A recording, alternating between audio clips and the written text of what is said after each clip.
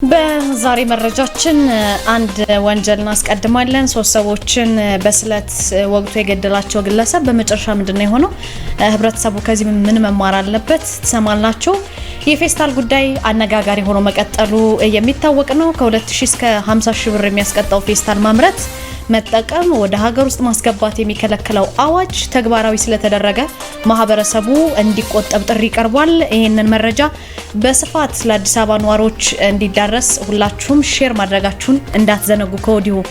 የቀድሞ ባለቤቱን 4 ጊዜ ተኩሶ ጉዳት ያደረሰባት ግለሰብ ቅጣት ተላልፎበታል። የግል ተበዳይዋ በተአምር ከሞት ተርፋለች። ምንድነው የተፈጠረው? በከለር ማዳበሪያ ተጠቅልሎ በላውንጅ ውስጥ የተረሳ $200,000 ቼክ እንዲሁም ደግሞ $236,000 እና ሌሎችንም በታማኝነታቸው የታወቁት በአፍሪካ ድንቃ ድንቅ መዝገብ እውቅና ያገኙት አቶ አማረ ታደሰ ለብዙዎቻችን ምሳሌ መሆን ይችላሉ። በዛሬ መረጃችን ስለ ታማኝነት እንነግራችኋለን። በመጨረሻም ፈረንሳይ ትዳር ውስጥ ግብረ ስጋ ግንኙነት መፈጸም ግዴታ መሆኑን የሚያስቀር ህግ ልታወጣ ነው። ትዳር ውስጥ እንግዲህ ወሲብ አለመፈጸም እንደ መብት እንዲቆጠር ልታደርግ ነው ማለት ነው። እንደምን ውላችኋል? አሃዱ ኒውስ ኤንድ ፖለቲክስ እናንተ ዩቲዩብ ቻናል ነው። ከዚህ በመቀጠል አጠር ያሉ አዳዲስ መረጃዎችን ነግራችኋለሁ። ናርዶስ አለማየሁ ከእናንተ ጋር ቆይታ አደርጋለሁ። ሰብስክራይብ ማድረጋችሁን አትርሱ። በቀጥታ ወደ መረጃው እንለፍ።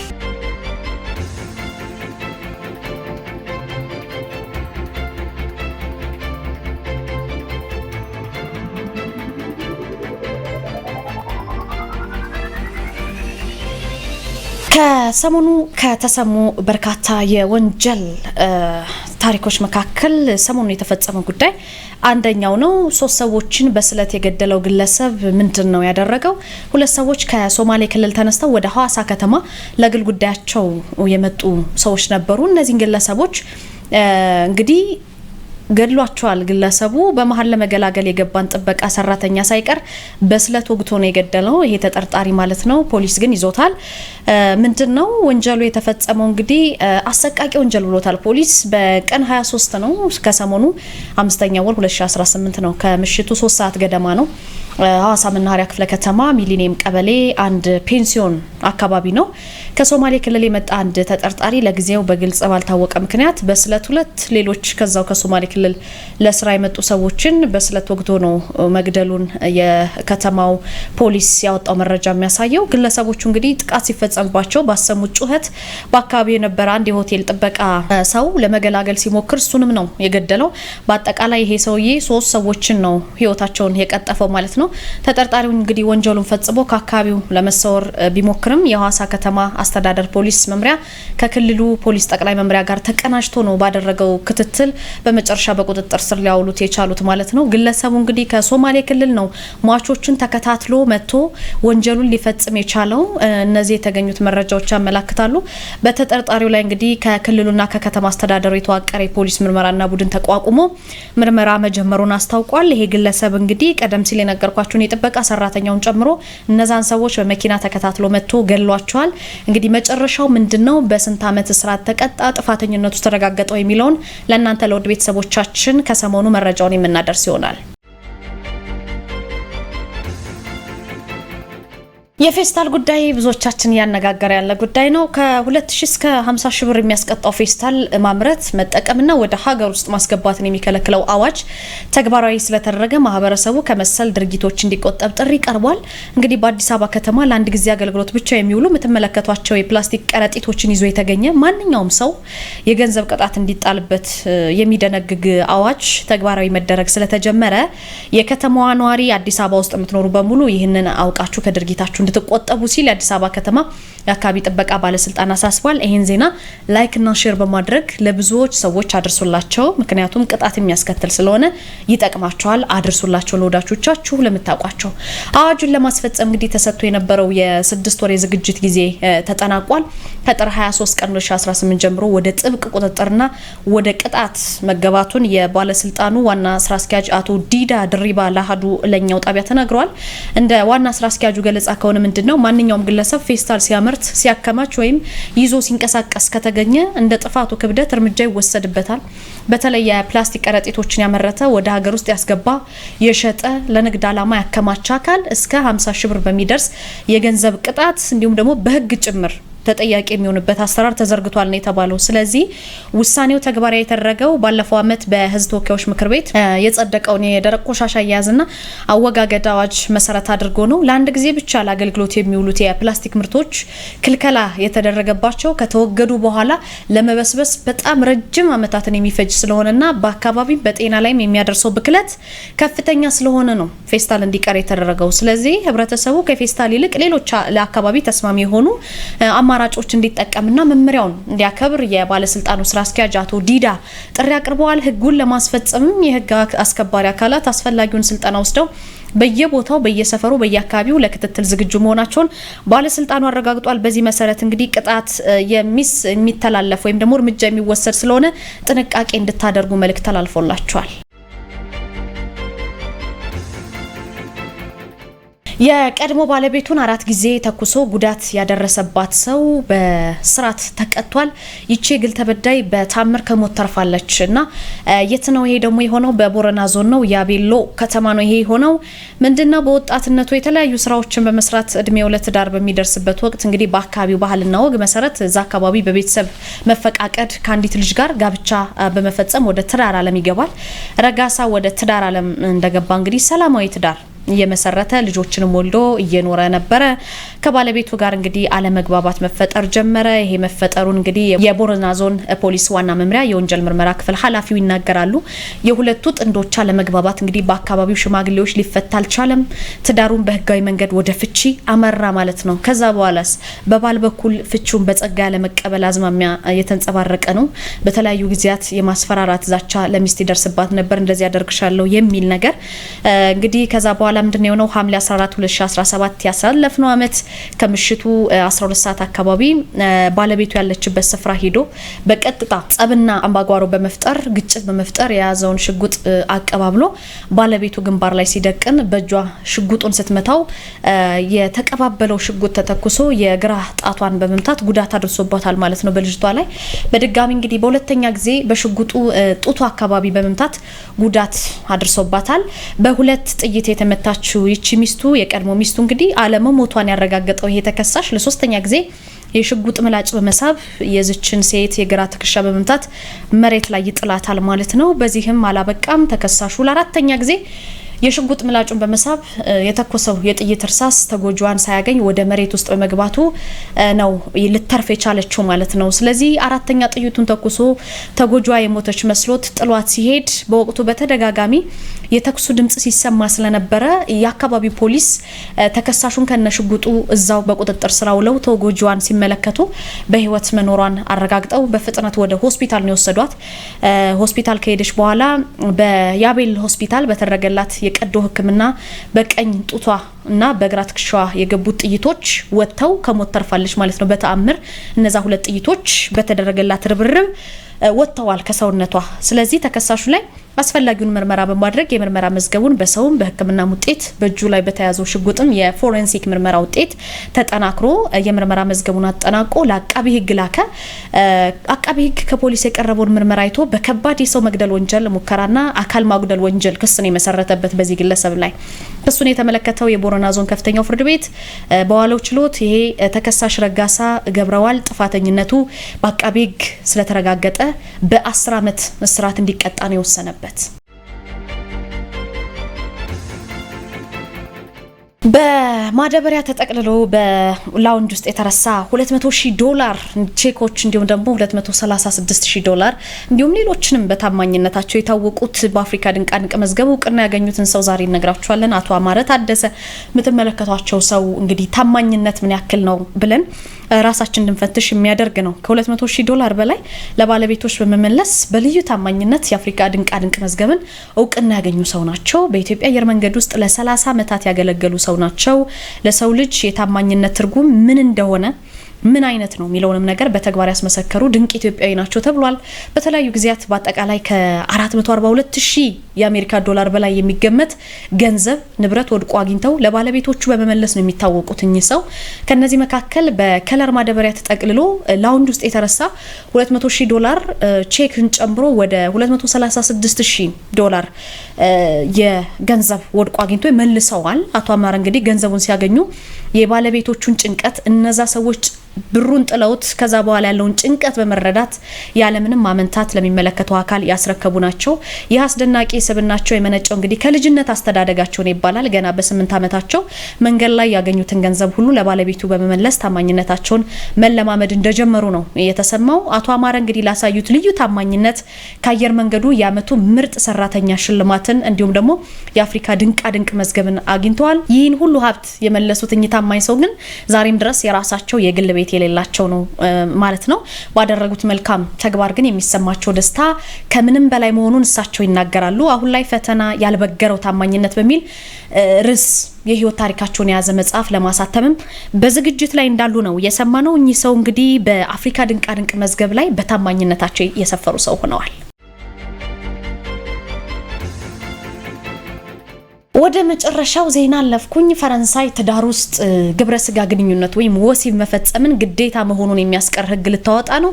የፈረንሳይ ምክር ቤት ያጸደቀው ረቂቅ ህግ ምንድነው? በሰዎች መካከል የሚመሰረት አብሮ የመኖር ህብረት የግብረ ስጋ ግንኙነት የመፈጸም ግዴታን አያካትትም የሚል ነው።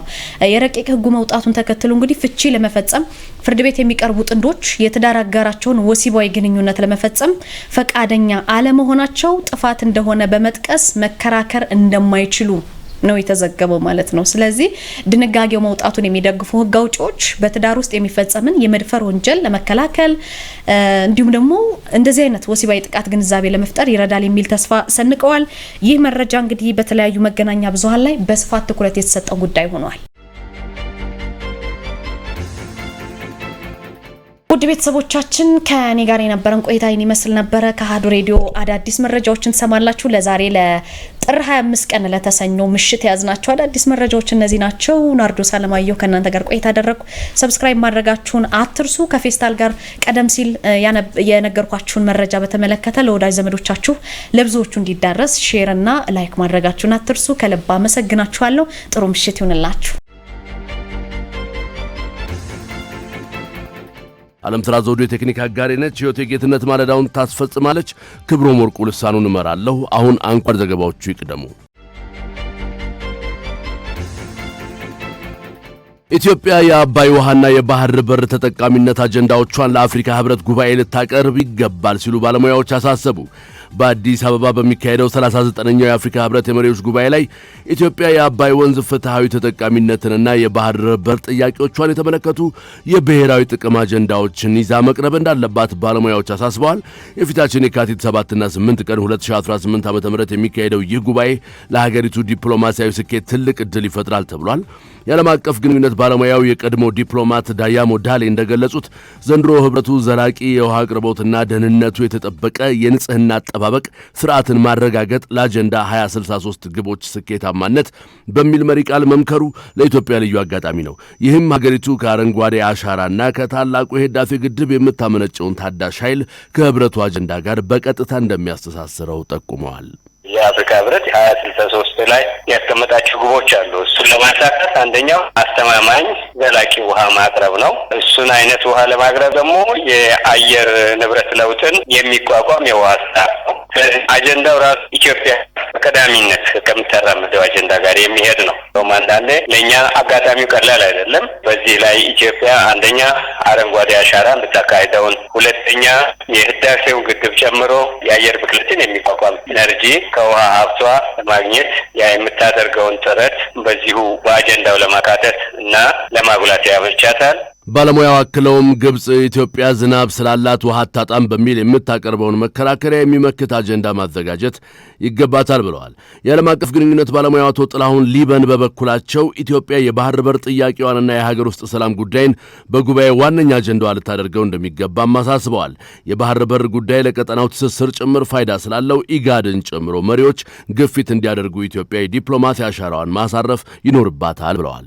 ኢትዮጵያ ማንሳት ያለባት ሁለት ነገሮችን ነው። በዋናነት አንደኛ የባህር በር ጥያቄ ለሀገር ያስፈልግና ብለን ጥያቄ አንስተናል። የባህር በር ጥያቄ ደግሞ ለኢትዮጵያ ብቻ ሳይሆን ለቀጠናውም አስፈላጊ እንደሆነ አፍሪካ ህብረት የበኩሉ ሚና እንዲጫወት ኢትዮጵያ ግፊት ማድረግ አለባት። ስለዚህ የኢትዮጵያ የባህር በር ጥያቄ የአፍሪካ ሀገራት፣ የአፍሪካ መሪዎች ኢጋድን ጨምሮ በአፍሪካ ህብረት ያሉ የሚመለከታቸው መሪዎችን ጨምሮ የኢትዮጵያ የባህር በር ጥያቄ መልስ እንዳገኝ ግፊት ማድረግ እንዳለባቸው ኢትዮጵያ ከመቼውም ጊዜ በላይ በዚህ አጀንዳ ላይ የራሷን ዲፕሎማሲያዊ አሻራ ማሳረፍ አለባት ብዬ አምናለሁ። ሌላው የሰላም ጉዳይ ነው። የባህር በር የማግኘት እድሉ የሀገር ውስጥ ሰላምን ከማስጠበቅ ጋር ግንኙነት እንዳለው ያነሱት አቶ ጥላሁን የሀገር ውስጥ ችግሮችን በንግግር መፍታት በውጭ ዲፕሎማሲ የሚፈለገውን ውጤት ለማምጣት ወሳኝ እርምጃ ነው ብለዋል። ህብረቱ ለሀገር ውስጥ ግጭቶች የድርድር አማራጭ እንዲያቀርብ በአባይና በባህር በር ተጠቃሚነት ጥያቄዎች ምክንያት የተፈጠረው ቀጣናዊ ውጥረት በአፍሪካዊ ተቋማት እንዲዳኝ የአፍሪካን ችግር በአፍሪካውያን በሚለው መርሁን ተግባራዊ እንዲያደርግ በጎንዮሽ ስብሰባዎችም ሆነ በዋናው መድረክ ኢትዮጵያ በሙሉ ኃይሏ ግፊት እንድታደርግ ባለሙያዎቹ ጠይቀዋል። የካቲት 7 እና 8 ዋናው የመሪዎች ጉባኤ ከመካሄዱ አስቀድሞ የካቲት 3 እና 4 ቀን 2018 ዓ.ም የውጭ ጉዳይ ሚኒስትሮች ስብሰባ ይካሄዳል። በትግራይ ክልል ዳግም ጦርነት እንዳይጀመር የፌዴራል መንግስትና ዓለም አቀፍ ተቋማት ጣልቃ እንዲገቡ የፖለቲካ ፓርቲዎች ጠየቁ። በትግራይ ክልል በህወሓት አመራሮች መካከል የተፈጠረው አለመግባባት ተባብሶ ወደ ግጭት ማምራቱ ክልሉን ለከፋ ሰብአዊና ኢኮኖሚያዊ ቀውስ እየዳረገው በመሆኑ የፌዴራል መንግስትና ዓለም አቀፍ ተቋማት ግጭቱን ለማስቆም በአስቸኳይ ጣልቃ እንዲገቡ ሁለት በትግራይ ክልል የሚንቀሳቀሱ ተፎካካሪ የፖለቲካ ፓርቲዎች ጥሪ አቅርበዋል። ሹም ተንቤንና ሳልሳይ ወያነ ትግራይ የተሰኙት በክልሉ የሚንቀሳቀሱ ፓርቲዎች በህወሓት ኃይሎች መካከል የተጀመረው ውጊያ በክልሉ ብቻ ሳይወሰን ቀጣናዊ አደጋ ሊደቅን እንደሚችል በማስጠንቀቅ ችግሩ በሰላማዊ ንግግር እንዲፈታ አሳስበዋል። የሹም ተንቤን ፓርቲ የበላይ ጠባቂ ገብረ ሚካኤል ተስፋዬ በምዕራብ ትግራይና በሌሎች አካባቢዎች የተጀመረው ውጊያ በነዋሪው ላይ ከፍተኛ ስቃይ እያደረሰ ይገኛል ያሉ ሲሆን ግጭቱን ተከትሎ በተለያዩ አካባቢዎች የባንክ አገልግሎት መቋረጡ፣ የጥሬ ገንዘብ እጥረት መከሰቱና የመሰረታዊ ሸቀጦች ዋጋ እስከ 4 እጥፍ መናሩ ነዋሪውን ለከፋ ችግር ዳርጎታል ብለዋል። ህዝቡ ካለፈው ጦርነት ጉዳት ሳይላቀቅ ወደ ሌላ ጦርነት ሊገባ አይገባም ያሉት አቶ ገብረ ሚካኤል የህወሓት አመራር ከአንዴም ሶስቴ ተፈትኖ ወድቋል ሲሉ ወቅሰዋል። ለማህበረሰብ ምን ብሎ ምንድነው አንድ በህወሓት የፖለቲካ አካሄድ የሚመጣ ጥቅም የለም፣ የሚመጣ ነጻነት የለም፣ የሚመጣ እኩልነት የለም፣ የሚረጋገጥ የህግ የበላይነት የለም፣ የሚረጋገጥ ልማት የለም። በህወሓት የፖለቲካ አካሄድ ሞትና ውርደት፣ ስቃይ፣ የወጣቶች ስደት፣ የወጣቶች ሞት፣ እናቶች ማልቀስ፣ ክልሉም ለተደጋጋሚ ለችግር ማጋለጥ ካልሆነ በስተቀር ምንም የሚወጣ ውጤት የለም ብለን ነው ምናምነው። ደግሞ ታይቶም ተፈትኖም ወድቀዋል። የተለያዩ ምክንያቶች እድል አግኝቶ መንግስት ሆኖም መርቷል፣ የትግራይ ህዝብ ችግር አልፈታም። ታጣቂ ሆኖም ተንቀሳቅሰዋል፣ የትግራይ ህዝብ ችግር አልፈታም። እስቲል አሁንም የጊዜው አስተዳደር ስልጣን ይዞ ያለው ራሱ ነው፣ ግን ችግር መፍታት አልቻለም። ስለዚህ ይህንን ኃይል ህዝቡ በነቂስ ወጥቶ ይህንን ኃይል ማስወገድ ከስልጣን በማውረድ የተሻለ ስርዓት ከህዝቡ መምጣት አለበት የሚል አቋም ነው ያለን። ትግራይ ውስጥ ያሉ ችግሮች መነሻቸውም ተወደደን ተጠላን የፖለቲካ ችግር ናቸው ብለን የምናምነው። የዚህ ችግር የፖለቲካው ባለቤት ደግሞ ራሱ ህወሓት ነው ብለን የምናምነው። በትግራይ ያለው ችግር ከፌዴራል መንግስት አቅም በላይ እንዳልሆነ እንደሚያምኑ የገለጹት ፓርቲዎቹ ህወሓት ከአጥፊ ድርጊቱ እንዲታቀብና ከጊዜያዊ አስተዳደሩ ጋር ያለው ግንኙነት ለህዝብ ይፋ እንዲሆን ጠይቀዋል። የሳልሳይ ወያነ ትግራይ የህዝብ ግንኙነት ኃላፊ ብርሃን አጽባሃ በበኩላቸው ኢትዮጵያ ከኤርትራ ጋር ያለችበት ውጥረትና የአፍሪካ ቀንድ ፖለቲካዊ ፍላጎት ተደምሮ ጦርነቱ ቢነሳ ሊያስከትል የሚችለው ጉዳት የማይገመት በመሆኑ ከወዲሁ እልባት ሊሰጠው እንደሚገባም አሳስበዋል። ሌላ ውጥረት ስላለ በኤርትራና በኢትዮጵያ መካከል ሌሎች ሀያላን የሚባሉ ሀገሮችም እጃቸው ያስገቡበት በተለይ አፍሪካ ቀንድ ደግሞ የተለያዩ ፍላጎቶች ስላሉ ጦርነቱ የሚነሳ ከሆነ መነሻው እንጂ የት እንደሚያልቅ ማን እንደሚጨርሰው የማይታወቅ ጦርነት መነሻ ሊሆን ስለሚችል ይሄ ክልል በሰላማዊ መንገድ መፍትሄ ማስቀመጥ አለባቸው የሚል እምነት ነው ያለን። ለዚህ ደግሞ በተለያዩ ጊዜያት በየሳምንቱ የምናውቃቸው መግለጫዎች የጠረጴዛ ድርድር ማስናም የሰላሙን ነገር መጠቀም እንዳለባቸው የሁለቱም ተራሚ አካላት ወይም ደግሞ ሁለቱም ኃይላት ስናሳስብ ቆይተናል። ይሄ አለመታደል ሆኖ ብዙ የተሳካ ነው ለማለት አያስችልም። ባለፈውም ቀናትም በተለይ ለአደራዳሪው ለአፍሪካ ህብረት፣ ለአሜሪካ ጉዳይ ኃላፊው፣ ለአውሮፓ ህብረት በኦፕን ሌተር ጽፈናል። የህዝብ ግንኙነት ኃላፊው አክለውም ፓርቲያቸው ለአፍሪካ ህብረት፣ ለኢጋድና ለምዕራባውያን ተቋማት ለመፍትሄው እንዲረባረቡ የሚጠይቅ ደብዳቤ መጻፉን ገልጸዋል። የቀድሞ የሰላም ስምምነት አደራዳሪዎችና ፈራሚ አካላት በትግራይ ያለው ወጣት ከጦርነት ትርፍ እንደማያገኝ አውቆ ህወሓትን እየተቃወመ ባለበት በዚህ ወቅት ዳግም ወደ ጦርነት እንዳይገባ ኃላፊነታቸውን እንዲወጡ ፓርቲዎቹ ጥሪ አቅርበዋል። የፌዴራል መጀመሪያ ደረጃ ፍርድ ቤት የችሎት እጥረት ችግርን ለመፍታት አዲስ ዘመናዊ ህንጻ ሊገነባ ነው። የፌዴራል መጀመሪያ ደረጃ ፍርድ ቤት ከጊዜ ወደ ጊዜ እየጨመረ የመጣውን ቁጥሩ የበዛ መዝገብ ለማስተናገድ የሚያስችል አዲስ ዘመናዊ የዋና መስሪያ ቤት ህንጻ ግንባታ ሊጀምር እንደሆነ ለአሃዱ አስታውቋል። ግንባታው ፍርድ ቤቱ ካለፉት 6 ዓመታት ወዲህ የጀመረውን ምቹ የሥራ አካባቢ የመፍጠር ጥረት አካል መሆኑን የገለጹት የፍርድ ቤቱ ፕሬዝዳንት አቶ ፉአድ ኪያር አዲሱ ህንጻ ሲጠናቀቅ በልደታ ምድብ ችሎት ውስጥ ተጠጋግቶ በስራ ላይ የሚገኘው የተቋሙ ዋና መስሪያ ቤት ወደ ራሱ ህንጻ እንደሚዛወር ተናግረዋል። ይህ መዘዋወር በልደታ ህንጻ ውስጥ የሚገኙ የሴቶችና ህፃናት፣ የታክስና ጉምሩክ፣ የህገ ወጥ የሰዎች ዝውውርና የሁከት ችሎቶች ሰፊ የችሎት አዳራሽ እንዲያገኙ ትልቅ ዕድል ይፈጥራል። ዜጎች በግልጽ ችሎት የመዳኘት መብታቸውን በተሻለ ሁኔታ እንዲጠቀሙ ለማስቻልም አዲሱ ህንጻ በርካታ ደረጃቸውን የጠበቁ አዳራሾችን እንዲያካትት ተደርጓል ተብሏል። አካባቢ ከዚህ አንጻር በባለፉት ዓመታት የፌዴራል የመጀመሪያ ደረጃ ፍርድ ቤት በርካታ ስራዎችን ሲሰራ ነበር። አሁን ላይ ባለፉት 6 ዓመታት ብቻ ከ6 እና 7 በላይ ምድብ ችሎቶች በአዲስ ምድብ ችሎት በአዲስ ህንጻ በአዲስ ቦታ አገልግሎት እየሰጠ እንገኛለን። ይሄ ማለት ባጭሩ ፌዴራል የመጀመሪያ ደረጃ ፍርድ ቤት ለተገልጋዩን ምቹ እያደረግን የአንድ መስኮት አገልግሎት ያለው ይሄ ማለት ተገልጋዮች ከቢሮ ሳይሄዱ በአንድ መስኮት ላይ አገልግሎት የሚያገኙበት ሂደት ማመቻቸት፣ ከዚህም አልፎ ግልጽ ችሎቶችን በማብዛት ዜጎች በግልጽ ችሎት እንዲዳኙ ማስቻል ማድረግ፣ እንዲሁም አስማሚ ማዕከላትን እንደ ጉለሌ ምድብ ያሉ ችሎቶች በግለሰብ መኖሪያ ቤቶች ተከራይተው አገልግሎት ይሰጡ የነበረውን አስቸጋሪ ሁኔታ እንደቀየረ ፕሬዝዳንቱ አስታውሰዋል። ተገልጋዮች የችሎት ውሳኔዎችንና ሌሎች አገልግሎቶችን ለማግኘት ወደ የተለያዩ ቢሮዎች ሳይንከራተቱ በአንድ ማዕከል እንዲያገኙ ማድረጉም የችሎት አዳራሽ ጥበትንና የተገልጋይ ጫናን በእጅጉ እንደሚቀንስ ተመላክቷል። የህንጻው ረቂቅ ዲዛይን በኢትዮጵያ ኢንጂነሪንግ ኮርፖሬሽን ተዘጋጅቶ የቀረበ ሲሆን የአፈር ምርመራ ስራውም ቀድሞ ተጠናቋል። ለግንባታው የሚያስፈልገው በጀት በህዝብ ተወካዮች ምክር ቤት ታይቶ በገንዘብ ሚኒስቴር መፈቀዱንም አቶ ፉአድ ኪያር አረጋግጠዋል። የደቡብ አፍሪካ ከፍተኛ ፍርድ ቤት ጃኮብ ዙማ በምርጫ እንዳይወዳደሩ ውሳኔ አስተላለፈ። የደቡብ አፍሪካ ከፍተኛ ህገ መንግስታዊ ፍርድ ቤት የቀድሞ ፕሬዝዳንት ጃኮብ ዙማ በቀጣይ በሚካሄደው ሀገራዊ ምርጫ ላይ ለፓርላማ አባልነት እንዳይወዳደሩ በይፋ አግዷል። ፍርድ ቤቱ ይህንን ውሳኔ ያስተላለፈው ዙማ በፈረንጆቹ 2021 የፍርድ ቤትን ትዕዛዝ ባለማክበራቸው ምክንያት የ15 ወራት እስራት ተፈርዶባቸው ስለነበር ሲሆን ይህም ከ1 ዓመት በላይ የተፈረደበት ማንኛውም ዜጋ በፓርላማ ውስጥ እንዳያገለግል የሚደነገገውን የህገ መንግስቱን አንቀጽ 47 መሰረት ያደረገ ነው ተብሏል። ይህ ውሳኔ የተሰማው በሀገሪቱ ታሪክ ገዢው ኤኤንሲ ፓርቲ ለ30 ዓመታት የቆየውን የፓርላማ የድምጽ ብልጫ ሊያጣ ይችላል ተብሎ በሚጠበቅበት ወሳኝ ወቅት ላይ ነው። ጄኮብ ዙማ ኤኤንሲን በመክዳት ኤምኬ የተሰኘ አዲስ ፓርቲ በመመስረታቸው በደቡብ አፍሪካ ፖለቲካ ውስጥ ትልቅ መነጋገሪያ ሆነዋል።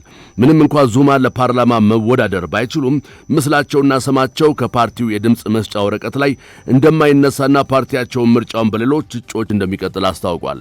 ጄኮብ ዙማ ቀደም ሲል 15 ወራት የታሰሩት በፕሬዝዳንትነት ዘመናቸው ተፈጽሟል የተባለውን የሙስና ወንጀል በሚመረምረው ኮሚሽን ፊት ቀርበው ምስክርነት ለመስጠት ባለመፍቀዳቸውና የፍርድ ቤት ትዕዛዝ በመጣሳቸው ነበር። የዙማ ደጋፊዎች ውሳኔው ፖለቲካዊ ሴራ ነው በሚል ቅሬታቸውን እየገለጹ ይገኛሉ። መንግስትም እንደ አውሮፓውያን አቆጣጠር በ2021 ዙማ በታሰሩበት ወቅት የተከሰተውን አይነት መጠነ ሰፊ አመጽ እንዳይቀሰቀስ የጸጥታ ኃይሎችን በከፍተኛ ጥንቃቄ እያሰማራ ነው። የምርጫ ተንታኞች እንደሚገልጹት ደግሞ የዙማ ከውድድር መታገድ የኤምኬ ፓርቲ ደጋፊዎችን ይበልጥ በማስቆጣት ለተቃውሞ ድምጽ እንዲነሳሱ ሊያደርጋቸው ይችላል። ይህ ደግሞ ለዓመታት ሀገሪቱን ሲመራ የቆየው ኤኤንሲ በምርጫው የሚያገኘውን የድምጽ መጠን በከፍተኛ ሁኔታ ሊቀንስበት እንደሚችል ስጋት ፈጥሯል።